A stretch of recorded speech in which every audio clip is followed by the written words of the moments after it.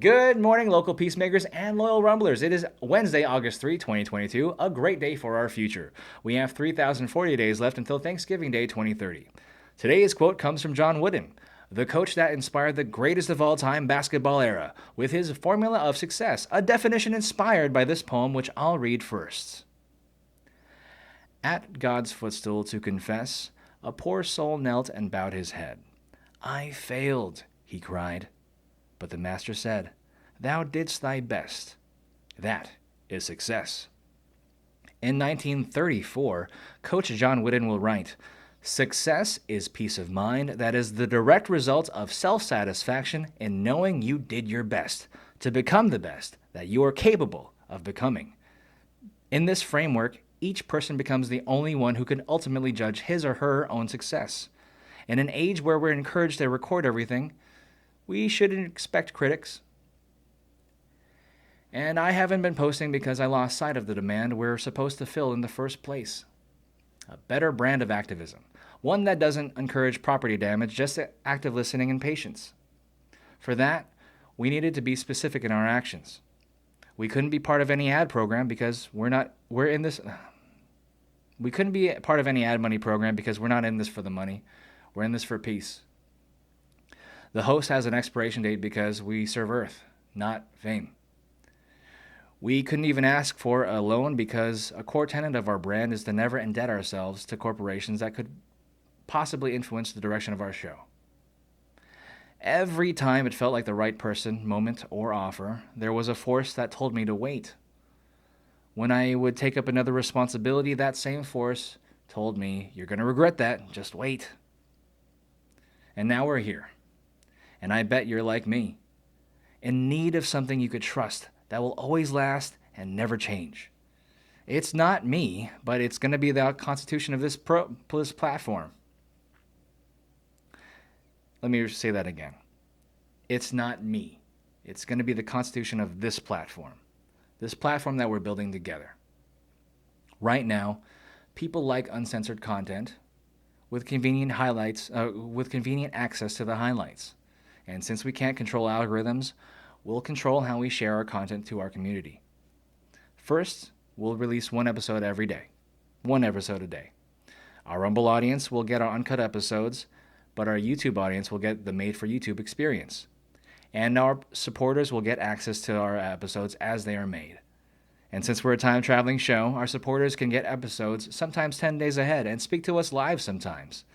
This next part literally says, say something improvised and nice, and maybe talk about how this started and evolved into a newscast format before we do the YouTube intro. And that's how we plan for this show to work. I'll be able to talk to, I wanted a space where I could kind of like just feel safe, and I know I couldn't do that if I just did it on YouTube, so I had to split it up to Rumble and all these other places that kind of give a little bit more freedom to what you can and can't say. And some of you are probably going to be like, oh, well, that's something that you need to be fighting it for. Like, no, wait a minute. Like, technically, we don't need to fight. We could just as easily build our own platform with the resources that everybody has. And right now we're in this another new age movement of like the same messages of you could be God too. And there's some part of me that kind of believes it a little bit. There's just a way for us to go about it, I feel. But it's another part of me knows deep down that that's not gonna that can't be the focus of our show. That idea that you could be God too. The focus of the show would just need to be a place where both sides could talk. Like this focus of the show really should be building the world's most functional safe space. Like a safe space that everybody in the world knows exists. Therefore, there shouldn't be reason for fighting. One of the things we talk about is why war? Let's talk. Because seriously, why war now? Like at the end of the day, the only issue that we have right now is a resource issue.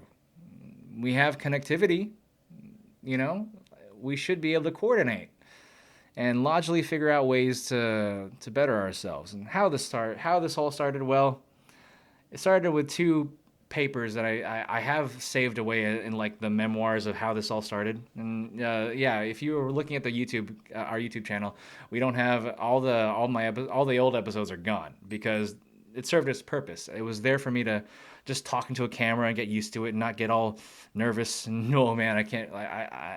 There's no reason for you to watch the old videos before, but that is an exclusive offer for anybody that's involved in our support system kind of thing, financial support system through locals, buy me a coffee, and Substack. You know, the payments. I'm not used to this. By the way, I'm a Luddite. I'm doing this show on my own. I'm just even surprised that all this is like we got this far. You know, there's lighting. I learned other stuff. I learned how to screen record too. Man, my goodness. So the first two questions that we that built the show was, what if the apostles had social media, and how would George Carlin build his church? Or how would George Carlin build a church? Any church. And we ended up here. It can't be 100% religion, but it also can't be 100% atheist or anti-religion. That's probably a better word. So we had, like, for that whole year when I was doing the market testing and talking to people about this concept, you know, people like it, but then a lot of people didn't. And like, of course, that's not a reason for you to change what the message is, but you have to take it as market research. You have to take it in as data. And now we're here. Everything is so pretty. And there's other ways of connecting to me too. Before I absolutely did not advertise this as something that I would be doing seriously, but lo and behold, it's in my heart to do it seriously. And I wasn't serious about making a community, but it seems that there's a necessity now. A necessity, that's a specific word, but yeah, that's how I feel. But like I said, this first part is part announcement, part of me like getting used to giving you like a insight of where my head's at, and I am promising to do this every day because this has turned into a different kind of therapy for me. There are videos before where I advocated for therapy, but once again, the show is about learning things as we go and giving a space for us to learn at our own pace. And right now, I'm learning that there are so many other solutions in this world that don't involve telling someone that you don't know your deepest, darkest secrets and letting that weigh in your head like, oh, this stranger knows everything about me. Like, is this a good way? That's when you pull on that thread, like you understand, like, oh, that's probably why they had like the confession barrier thing but that's once again another method to peace. That's all we want. I just want a place where we could exchange our solutions. And there is a future where I'm going to go out in public and ask people about this and have some content like that. But ultimately, we decided that the show should center on immortalizing events that you want immortalized on our Instagram timeline at WorldPeaceForFree, #BeNeighborly. So that's what and that's even another cool thing. I learned how to make our Instagram feed kind of like connect with each other. So every post kind of like makes a big old picture when you go into the feed. And if you look into it, there's a dad joke of the day, meme of the day, word of the day kind of thing. And oh man, but it took a while to set all that up. Remember, I'm still like, I couldn't take a loan to hire somebody to do this. I wanted to be able to I want to have my hands in every facet of where the show would go before I bring in other help. Because usually what happens when you bring in other help, they have ideas of their own, and if you don't know what you're doing with the messaging of the show, then the direction will go in other people's expectations, not the originator. You know what I'm saying? Anyway, that's all I got, and I want to go ahead and read some of these news items that my friend sent me. And yes, there's only like YouTube sharing that it's going to start publicizing subscriber counts without like, there used to be, if you're in the future, there used to be a time where where you could hide it and you could feel like comfortable with that, but now like things change. And once again, that's the reason why we can't trust since we can't trust like the algorithm and we have no control of how the YouTube platforms run, we had to make our adaptations. And once again, it's not to be animosity. There's no animosity in this. This is just either a new way of doing things or just an adaptation and a visual demonstration of adaptation so that other people are inspired and empowered to believe that they could do something of their own, you know? As long as it's a unique and original, and that's the point. That's not the point of this show. We want to let everybody know that everybody's unique, therefore born with a message in their souls, and we're in this world where we could literally learn with each other, like peacefully. We just have to stop committing those conversational sins that, like interrupting and assuming and things like that. Like when someone's conversational sins, you'll see them. There's a whole section of YouTube dedicated to people like using one microphone and controlling the conversation. Like, that is not right. We have the power to give the other person a microphone and listen. If you're a host, I feel you should let the other person speak. But then I get it. There's other people out there, if you do let them speak too long, there's just they haven't articulated themselves, and it's boring for everybody. But anyway, let's go ahead and do the YouTube intro. Here we go. Second camera, yeah. All right. World peace right now seems expensive. So thanks for sharing our show, World Peace for Free, the world's first ad-free, non-fear-mongering newscast. I'm your time-traveling host, and you're in the future. So if you haven't yet, please subscribe so we could be the biggest YouTube channel not part of the ad money program. If you don't know, our show runs on Hypermail, which lets us talk to fans from the past, present, and future. Wait, let me do that again. Wait, I was supposed to do it with a deep voice in the beginning. I need to make clearer notes. All right. World peace right now seems expensive. So thanks for sharing our show, World Peace for Free, the world's first ad-free, non-fear-mongering newscast. I'm your time-traveling host, and you're watching in the future. So if you haven't yet, please subscribe so we could be the biggest YouTube channel not part of the ad money program. If you don't know, our show runs on Hypermail, which lets us talk to fans from the past, future, and present here in the age of retrospection. So fill our DMs with events you want immortalized on our Instagram timeline at WorldPeaceForFree, #BeNeighborly. Now, let's see what you sent me. I hold in my hand letters, hermetically sealed, messages from hyperspace. I cannot open these envelopes, but I can read them to you. Through the power vested in me by Cornelius Young. Aruba, Jamaica, ooh, I want to take it, ooh. This one has some on-point predictions made in the 70s. Dear time-traveling minister, have you heard of Alan Watts? Great guy if you need another perspective on life. Perfectly demonstrated in this clip. I'm pretty sure it's from the 70s, but check out what I could talk. Come on, give me a second. Dear time-traveling minister, have you heard of Alan Watts? A great guy if you need another perspective on life. Perfectly demonstrated in this clip. I'm pretty sure it's from the 70s, but check out what he predicted about our society and smartphones in the 70s. Love you, Vincent Van Bro. Gosh, I love my friends. All right, here we go. It has been said that our modern systems of communication are an extension into the external world of man's nervous system. Telephones, telegraph, radio, television, all this network of electronic devices is extending our nervous system in the same way as a wheel extends our feet. But consider, the extension of the nervous system electronically means the end of privacy. The inconvenience of everybody being able to barge in on us by telephone. Double that inconvenience, treble it, with the inconveniences you can imagine for a future technology,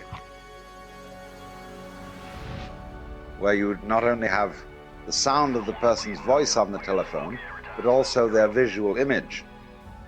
It can be so worked out technically that everybody can be equipped with a little gadget about the size of a pocket watch, On one side there is a dialing system, and on the other side there is a little TV screen.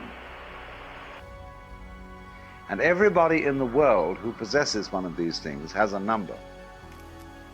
And if you ring it and the number doesn't answer, your friend's dead. Imagine. Because you can't not answer. That would be unethical. That would be inhuman. That would be to advertise yourself as dead. You must answer. Everybody is in touch with everybody else in such a way that it reveals their inmost thoughts, and there is no longer any individuality. No privacy. Eventually, after attempting to control your thoughts, you would say, to hell with it. I'll think just the way I feel like thinking. Now, what we're afraid of, you see, is that some power will control all of us by this method.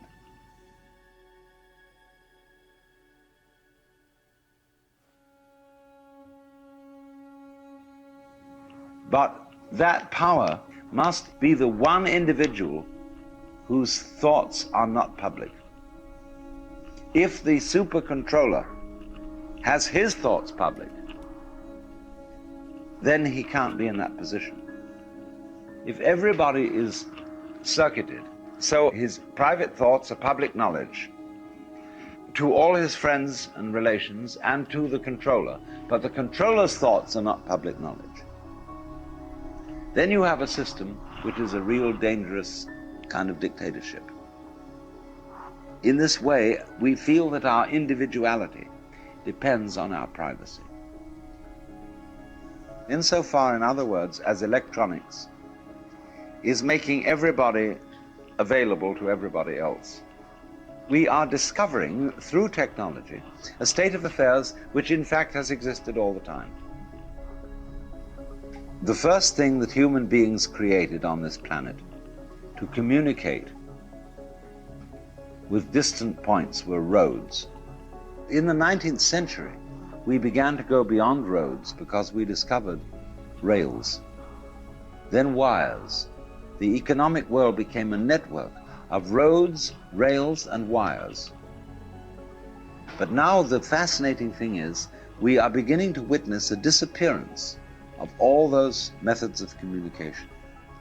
The railways and the roads have gone to the airplane, and the wires have gone to radio and television. And you will see that as human beings become more technically efficient, that the scars of technology will disappear from the face of the earth. The moment that everybody has his personal hoppycopter, there will be no further need of the freeway. And the freeway will break up, and grass and moss will grow over it because nobody's traveling it. And it'll disappear back into the landscape. Hooray. And these ridiculous automobiles in which we each travel around and make a nuisance of ourselves, but they will vanish because they simply are not technologically efficient.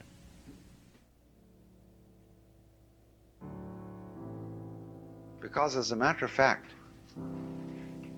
if we couple the science of television with the science of laser beams, we can get a three-dimensional image of anybody we'd like to see right here in this room. In other words, you can contact your friends in New York and you can assemble them all together in laser beam images by, as it were, dialing each one and say, can you come on, can you come on, can you come on? Then we can have a laser beam created three-dimensional image of anybody you want to talk to sitting right in this room, so that the same conference is happening in 5 different places. Let's say there are 5 people involved.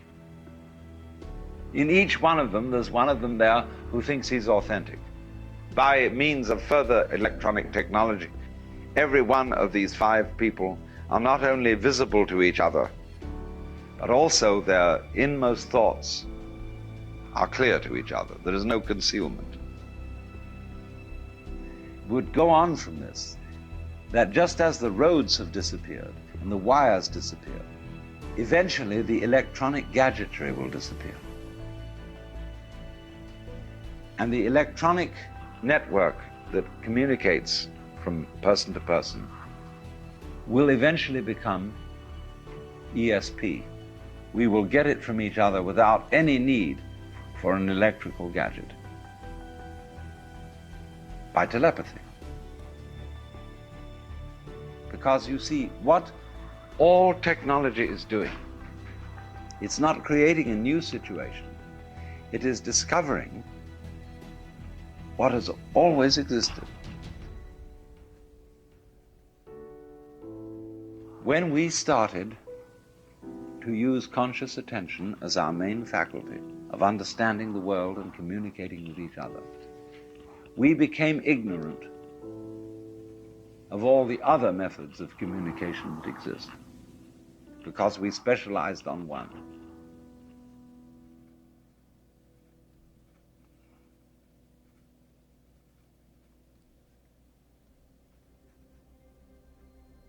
And in order to function in this world, we had to make this one method of experiencing things, find out all the channels of communication that exist, and explain them and talk about them and measure them so that we know they're really there. All it is actually doing, it is discovering the routes of communication that have always been there. Let's suppose we eventually discover that we don't need radio and that we don't need television because we have ESP. The first step is we make an electronic model of ESP. But then we discover that we don't need the model. We can do it anyhow. Just like homing pigeons have radar built into them, and white-throat birds can navigate by the stars. When we have, finally, no need to travel, to telephone, to communicate by any technical method whatsoever, because we all instantly read each other's thoughts. Is that the point? Is that what we wanted, the thing we were trying to get? You find there's still something beyond that. Because when you can read everybody else's thoughts, you will find that reading somebody else just like reading you. Knowing somebody else's mind is pretty much like reading your own mind.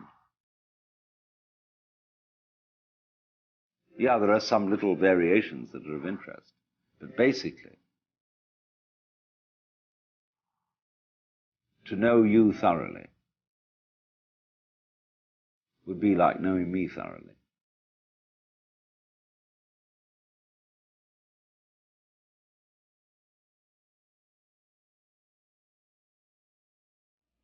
For those of you that are listening to the audio-only version, I highly encourage you to check out this video. It's from the channel is called T&H, Inspiration and Motivation.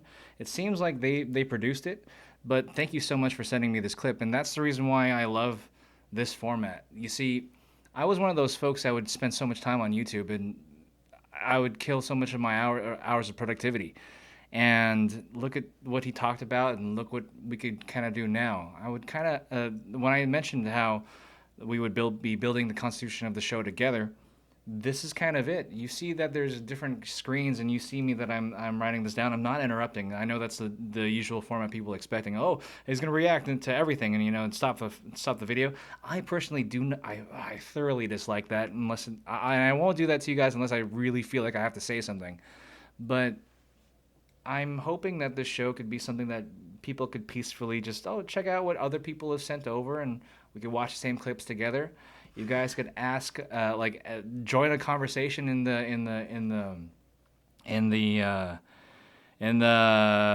comment sections and on all of our platforms. I'll do my best to be there. But once again, man, every day, I almost got a routine on this. I swear. But thank you so much for sharing that show to me. There's a few quotes that I want to remember. Technology is a means of discovery of what is always what has always existed. Let me say that again. Technology is a means of discovering what has always existed, what had already existed. I'll probably read the video again, watch the video again, but man, that was a heavy one. That's deep. He even talked about how he predicted that everything that he basically talked about the metaverse in the 70s. And for those that don't know who Alan Watts is, Alan Watts was an English writer, speaker, and self-styled philosophical entertainer. Wink, wink. Known for interpreting and popularizing Japanese, Chinese, and Indian traditions of Buddhist, Taoist, and Hindu philosophy for a Western audience. And that, for me, is so significant because he's also inspired, I feel like he inspired another writer that I really appreciate, who's helped me gain perspective in life and all the chaos in it. His name is Dan Millman. I hope I get to see a video, a clip of him soon. But once again, I'm kind of doing a little bit of a purge of all this access that we have. If you guys have seen the show before all this, I let everybody know that I'm not going to watch any I'm not going to play any new video games, watch any new movies or TV series until Thanksgiving Day 2030.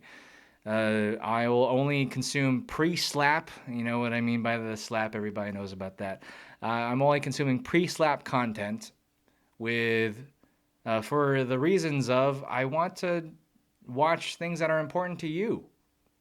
I don't care what I want to watch. I don't think it's weird. I don't think it's right to watch content alone the way how people drink alone. You know what I'm saying? Because it's infinite content. It's another kind of form of drug.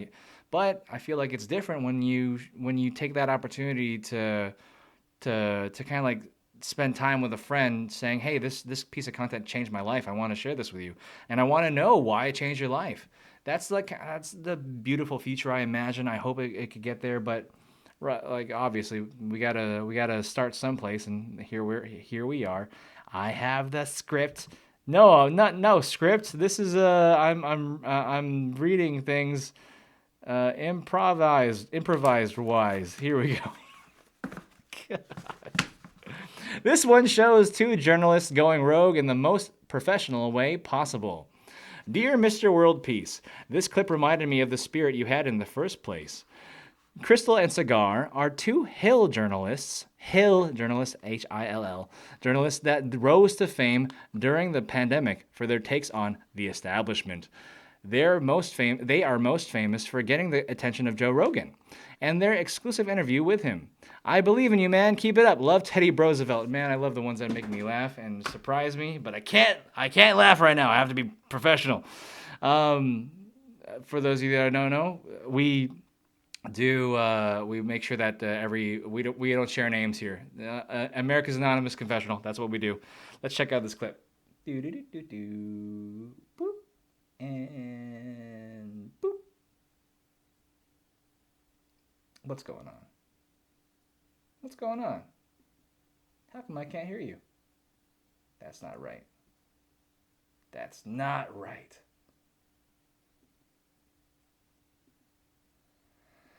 Interesting. Privacy. All right, so I can hear that one. Why not you? Are you being censored? Let's try another one. Crystal, what are you taking a look at? Okay, fine. Then I'll do this. Oh, this is the reason why, and for the Rumble people, remember, this is not supposed to be, how do I say this? Oh, that's Amazing why. show for everybody to have. We're not supposed to be cutting things up because people don't like it when things are edited. And I get it. It might be a little bit long-winded every once in a while, but that's what I promise over here. And I'm going to do my best to have all my stuff together. And now I have it together. Sorry, YouTube. Well, I'm cutting this part out so you don't have to deal with this part. Technical difficulties. Here we go. Good morning, everybody. Happy Monday. Welcome to Breaking Points with Crystal and Sagar. We have an amazing show for everybody today. I miss saying that, Crystal. What I know. Indeed we do. Guys, super excited. Welcome to Breaking Points. Can't tell you how hard we've been working to get all of this together, how excited we are. I'm actually feel like a little nervous this morning, so you have to forgive us for all of that. Just give you a little bit of a sort of rundown, a tour of how we're going to be doing the show. You can see we've got this new graphic along the side that kind of gives you a guidepost to the type of stories that we're going to be covering today. So we've got a little intro for you this morning. We're going to look at a Dem autopsy and some warning signs for them, Trump's Facebook ban, the New York City mayoral race, Sagar's Breaking Points, new name for our monologues. My Breaking Points, we've got the one and only Glenn Greenwald on. He's going to address some of the attempts to smear him and also talk about the media, so you know you don't want to miss that. What are we doing here, Sagar? What is sort of the ethos of the show? What are we? What are we doing Why am I here? on this beautiful new set with this beautiful, really well-designed desk?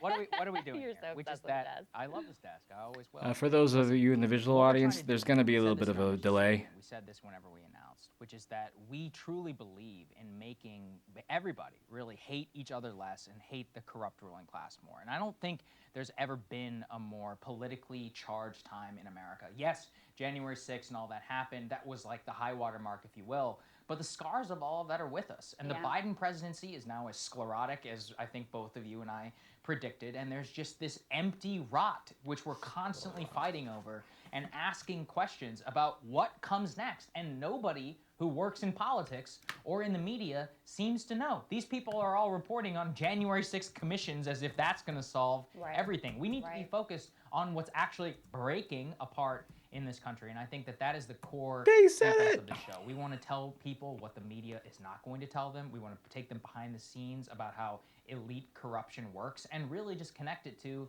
the lived experience of your day-to-day life. People know they're being lied to. They know that the system is rigged. They do not know and have the ability to articulate. For those of you that don't know what sclerotic, the word I just looked it up. It's derived from sclerosis, an abnormal hardening of body tissue, excessive resistance to change. Now I get it. He like why? Well, at least for me, for my journalistic I hear my journalism teacher saying, don't use big words, use words that make sense.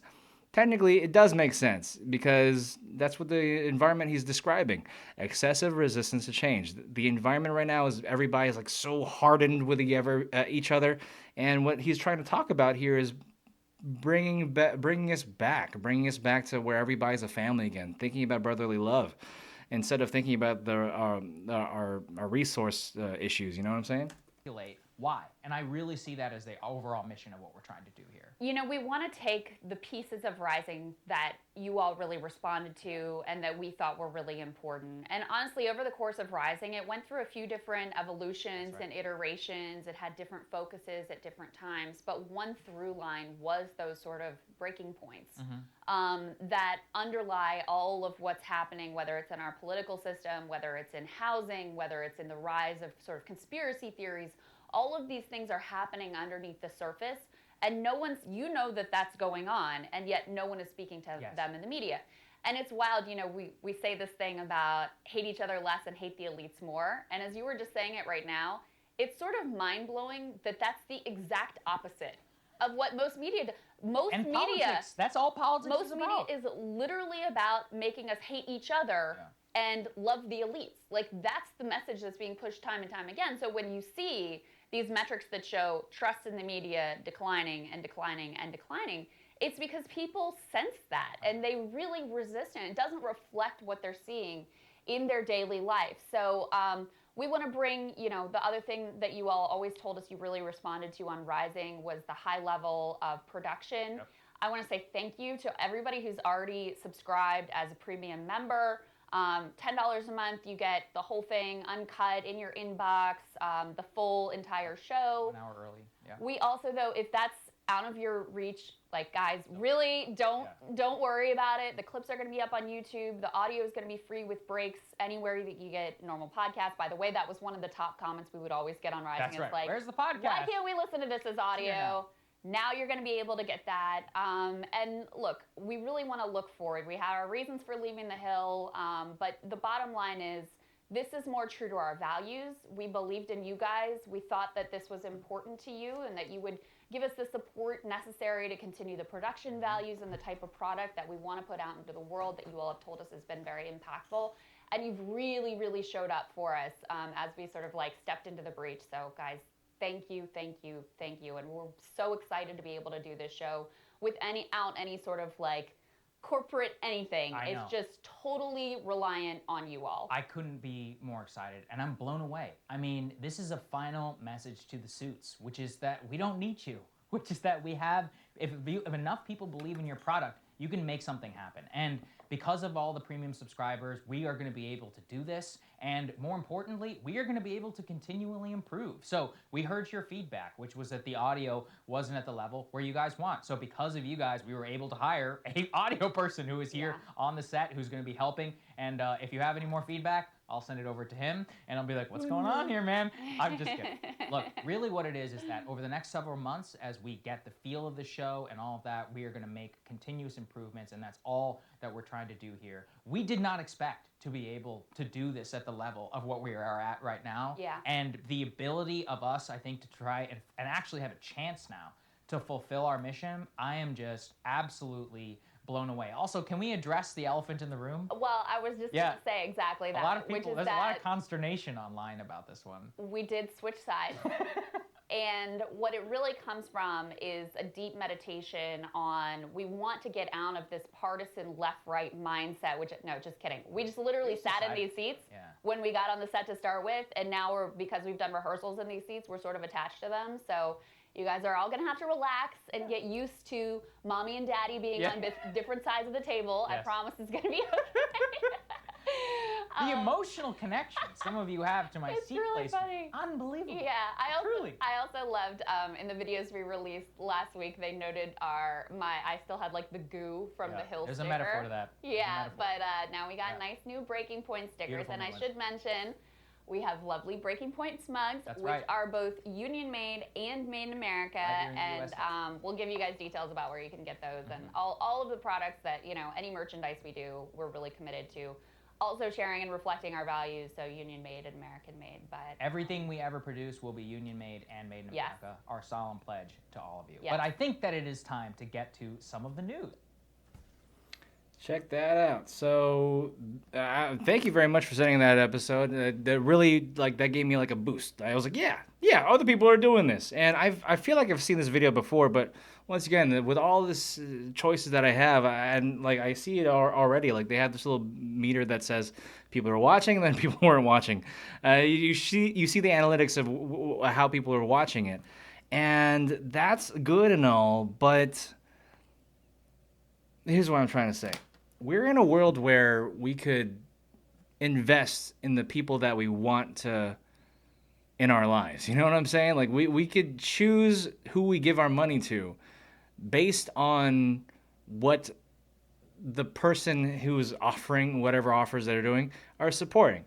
Look what they offered for their I was about to say ministry, and yeah, that's how I feel about this. When I long story short, I said we live in a world of televangelists, and look, we kind of make our own channel. We have our message. They're saying, hey, if you buy us, you're supporting union-made items, and a big middle finger to the elites, I guess. And I have some thoughts about that. If I could summarize that quickly, I don't know if that's the right take for that. You shouldn't, because the elites are the ones that kind of there should be a platform where we could all discuss. I don't even know if because in deep down in my heart, I don't believe that there is a class of people that are ruling over others. I don't know if they're a ruling class, and I don't know if they're better than us. I really feel like they're just other human beings that have their own mindsets and they have their own beliefs. And if they don't want to talk to us, well, we also have examples like these where people are just doing their own thing and still making something of it. You don't have to be a billionaire. You just want to make a little nook on the net. And the beauty of the net is it's an infinite space. And that's all we could ever ask for. And look, the demand is out there. We need to do something about climate change. And guess what?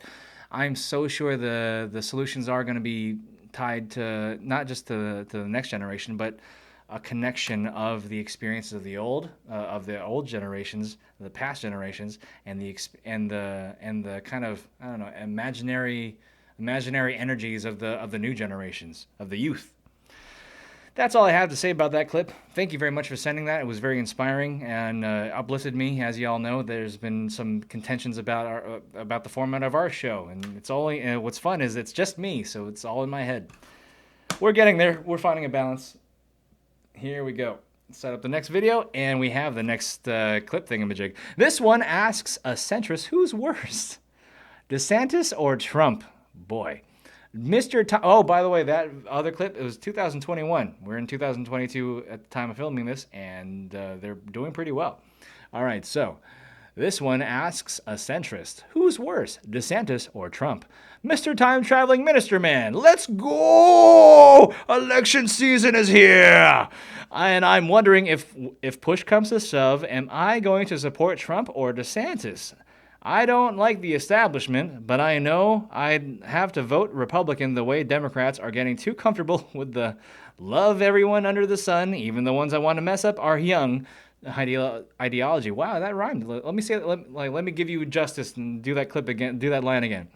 Love, but I know I'd have to vote Republican the way Democrats are getting too comfortable with the love everyone under the sun, even the ones I want to mess up are young ideology. So I found a clip from Breaking Points. Crystal and Cigar are the most anti-establishment sources, and you are the one with the vision of world peace. Let's see what you have to say, Kimosabe. Love, Christopher Brolumbus. I love you guys. I love you guys. I love you guys so much. Here we go. Here we go. Here we go. Well, guys, as we discussed, resistance hero John Bolton stunned everyone by just coming. This is July 20. This clip is from July 14, 2022.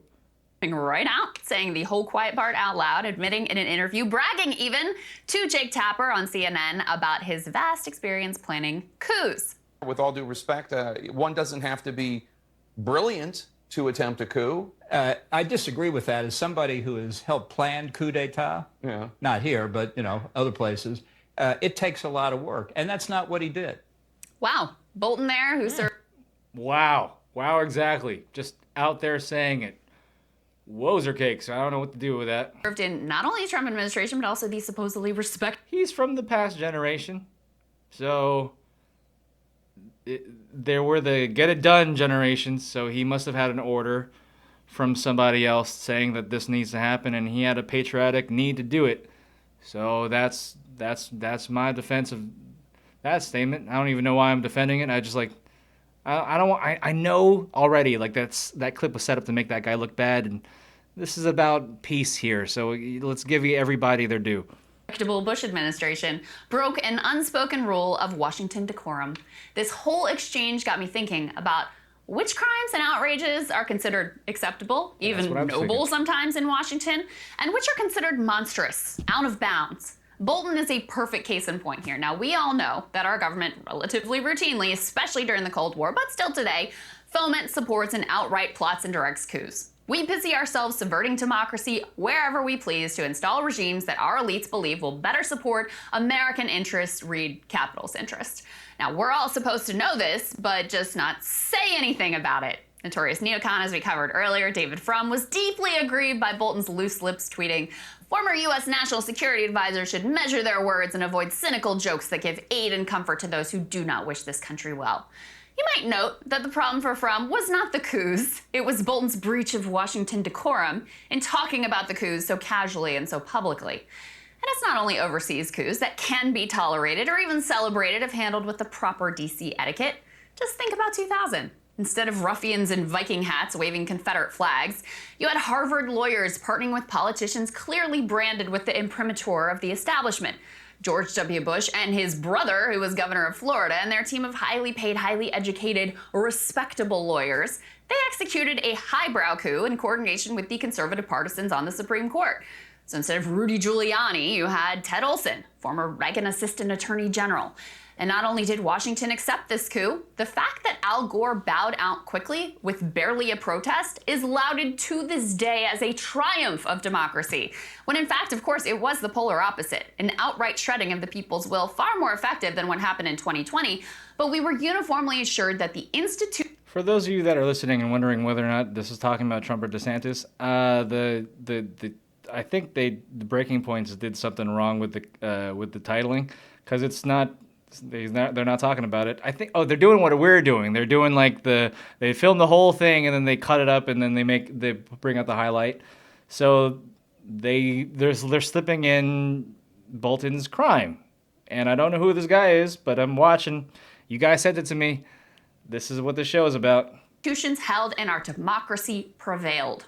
George W. Bush, he maintained his decorum, most important of all the DC rules. Not once did we hear of smeared ketchup on the White House walls during his tenure.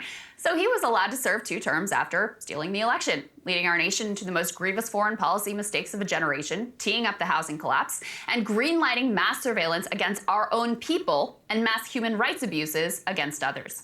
But we were allowed the illusion that our country was more or less functioning. The lie that this coup was actually the glory of democracy in action saved us from having to actually face the rotten core of the American project today. Was our ignorance actually bliss? Now, I know the liberal instinct is to paint Trump as a singular evil who came out of nowhere to defile the pure and innocent grand old party. But of course, the truth is, he just painted all of the pre-existing failures of our nation, especially its political elite, in garish colors, robbing us of our ability to maintain that blissful ignorance. DC was never mad about the corruption, the assault on democracy, the grifting, the lies, the contempt for governance. They were always most upset that he did not follow the Washington rules when engaging in all of those behaviors.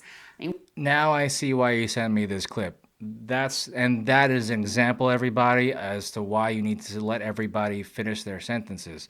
I was already making their assumptions. I wanted to say something, but I was like, wait a minute. She's trying to make a point, and now she's making the point. She's making the point that there was if for those of you that weren't born before 2000, before the smartphones, there was a decorum that everybody had to follow in the media. And then what she's talking about is Trump painted all of that in garish colors. Those are the words that she said.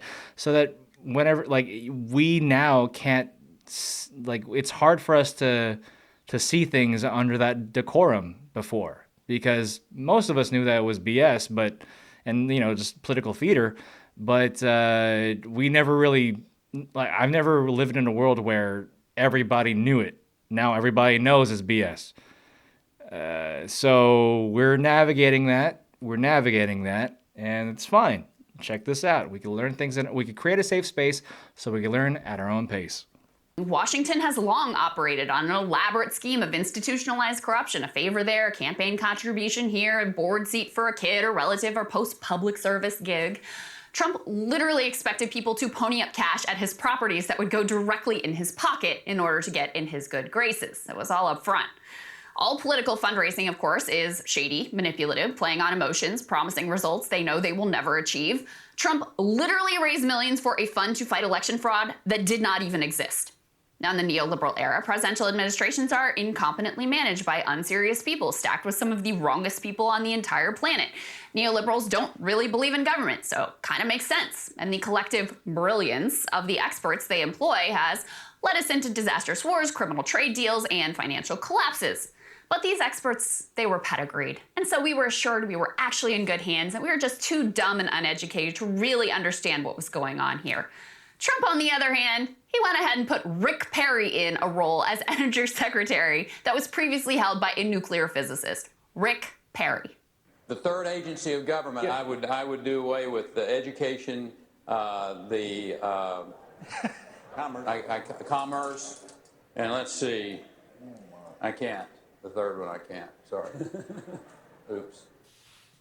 The agency he forgot, that was literally the very agency that he was ultimately put in charge of. Now, the rejection of this brazen bad behavior and preference for decorous bad behavior is driving the Ron DeSantis chatter right now. That's why DeSantis' support is overwhelmingly college. This is why I like their reporting, by the way. They bring up clips from way back, so that's like a memory bank in their brains. This is what you're buying when you're supporting these journalists. So, oops. Educated versus the more downscale base overwhelmingly sticking with Trump. DeSantis has done enough in the Trump era to hug the former president, be a little Trumpy, but he's a version of Trumpism that GOP elites think that they could potentially live with. He's being pitched as a sort of highbrow Trump. He won't call Stormy Daniels horseface. He won't watch with delight as rioters proclaim their desire to murder his vice president. He won't put Rick Perry in charge of the energy department. If Ron DeSantis does a coup, it will be the George W. Bush-style coup. He's walked out respectability on Stop the Steal, refusing to say whether or not he thinks the 2020 election was stolen, but not going all the way down the conspiracy rabbit hole. And another Trump-like display of contempt for democracy also overrode the will of Florida residents who voted to reinstate voting rights for felons. What is contempt of democracy? That's such an odd word to say, a phrase to say in a world where we all have a voice now. So it's like, maybe it's even some concepts back in the day, like how Ellen Watts was talking about how eventually freeways will go back to nature when we all have our own flying cars, something like that. Maybe some of these phrases, these terms, like these redundant terms, I would say, because they're redundant now. We all have a voice. The goal is direct democracy, for this show at least. Now, elite DeSantis backers are not opposed to coups per se. They just want it to be done in the Washington way, so they don't have to answer so many uncomfortable questions about it or be embarrassed by the unwashed masses who show up to execute it.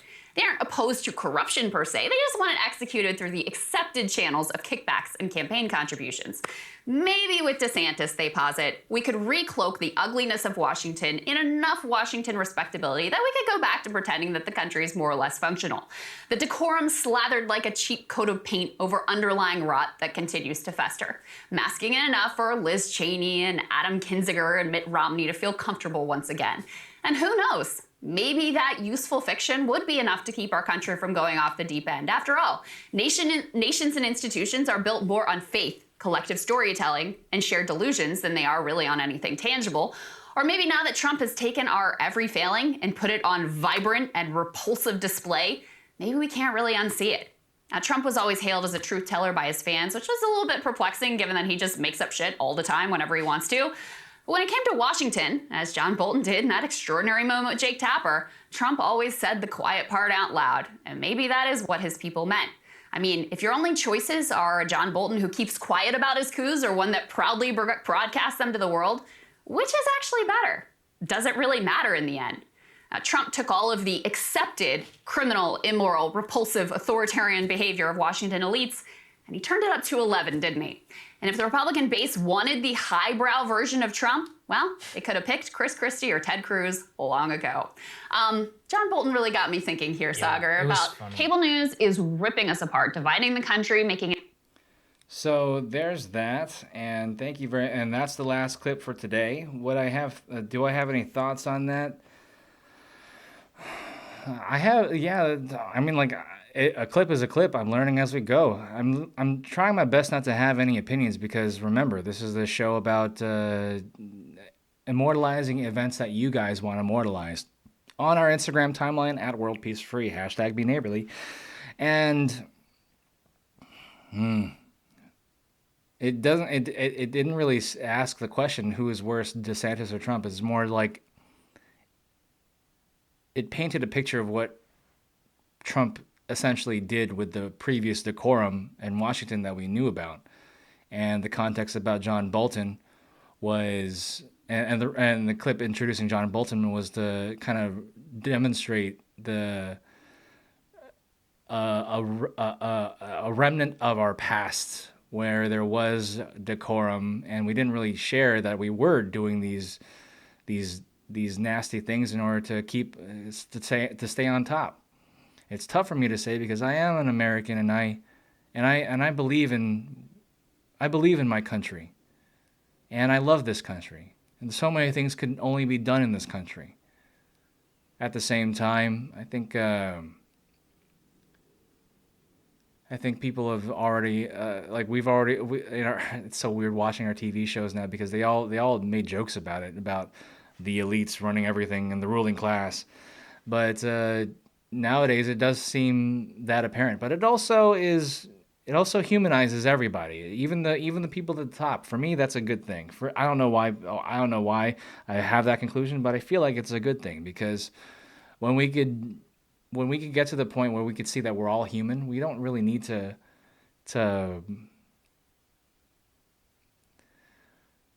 fight so much in this conflict that is made up because of our own proclivities.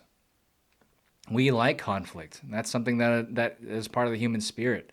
For some, I don't even know if we like it. How about we crave it, or maybe we're used to it, or we're traumatized to be used to it. Who knows? But I do know that conflict is something that drives supply and demand, because we fight on our supply, and we also fight on what we should be demanding.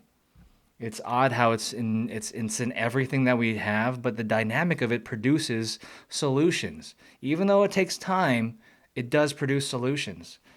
And some people are believing that depopulation is the answer. I would rather say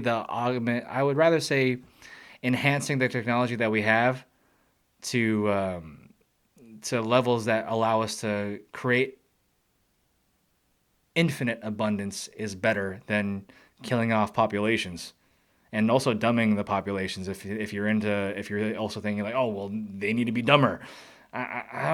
See, this is so fun about talking to random people on the street, and when we were trying to figure out what the character is for TimeTravelingMinister. And yeah, you meet flat earthers, you meet 5D folks. And for those of you that don't know who 5-dimensional people are, that's exactly how I could describe them. Like, and you know what else? I have to believe that there's a reason why that they believe that way, and I'm interested in that. I'm infinitely interested in that. At the same time, some of the stuff that they believe is heavy, but once again, we're here to learn things at our own pace. One of the reasons why we started the show I started at least, is because I wanted this to be a show demonstrating the art of learning by writing things down, asking people for feedback, and seeing what's the best, and seeing what good ideas are sifted from that conversation. And if you notice these shows, these clips, these are all human made. Not like, oh, I have put these clips together. And no, I mean, they're like the idea of getting through something by conversing, and then putting something out there, hoping that it'll inspire others to do something good. That is, oh wait, no, maybe that's not human made. That's God made. If you guys listen to by the way, I'm not allowed to listen to I'm not allowed to watch new movies and play new video games, but I am making an exception for comedians, because I believe that comedians are the modern day preachers, the modern day philosophers, and modern day prophesizers. Same up there with podcasts. I mentioned before that we're all televangelists now, and guess what? We are literally telling our messages and our ministry. We're putting our ministries on YouTube and showing everybody exactly what we're doing, so that there's an aura of screw that. It's just televangelism. It's so weird. I used to remember like my parents saying like, don't trust anybody that that tells you to give them money if they have a number underneath their face. And look what we're doing. We've even made that even easier. But look at that. It's because there was a demand for us to support the people who's making ideas that we like. Isn't that cool? We are here to support our money, like the way how we do our monetary transactions now is to support the people who are making the ideas that we like. All you gotta do is be a good idea producer in this new future. And I know people are wondering, like, oh, but what about gold? What about investments? What about Bitcoin? What's the thing that's tangible? What's the answer to that? How do we keep those things tangible? Should we even keep them tangible? Well, we'll figure this out together on this show. That's the point of this safe space, so we can learn. All we need to learn about humanity at our own pace. And now I think it's a good time to close. There goes my attention for reflection here in the age of retrospection. If you saw an ad, then there is skullduggery afoot, because we're not part of the YouTube ad money program. Please subscribe and share to see what our blast from the past newscast does to the algorithm. Remember, you are loved, missed, and thought about every day. Take care, future people. Oh, wait, no, wrong camera. There you go.